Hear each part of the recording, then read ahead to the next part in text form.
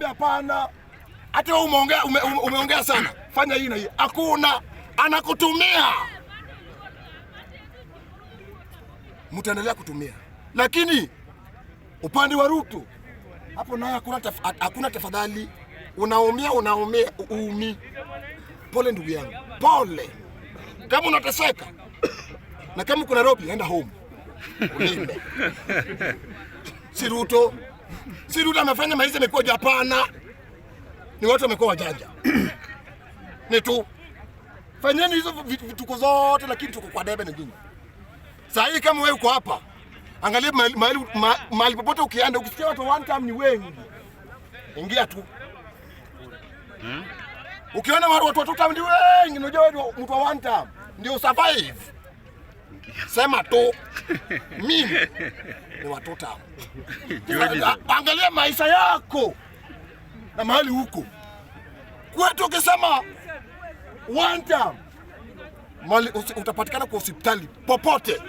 So angalia penye unasema Mount Kenya pia ukienda useme two time utapatikana usi.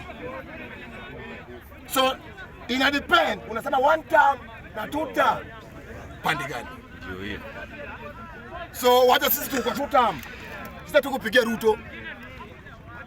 Raila aliuza sera zake zote wakiwa na uhuru.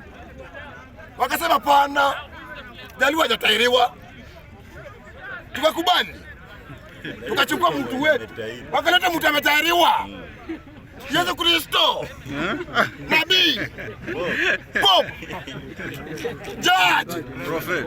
Lawyer. Mungu. Daktari William Samuel Ruto. Chapa kazi. Sisi hatujui. Mulimleta sana mkimpenda. Si mulipenda Ruto. Mulipenda Ruto.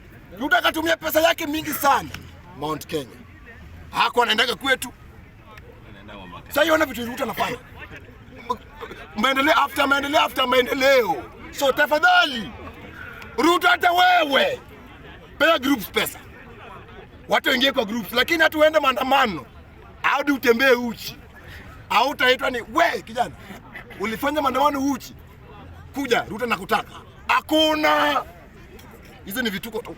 Wewe mtu mmoja huwezi toa Ruto. Ni tu tam. Unaumia umi.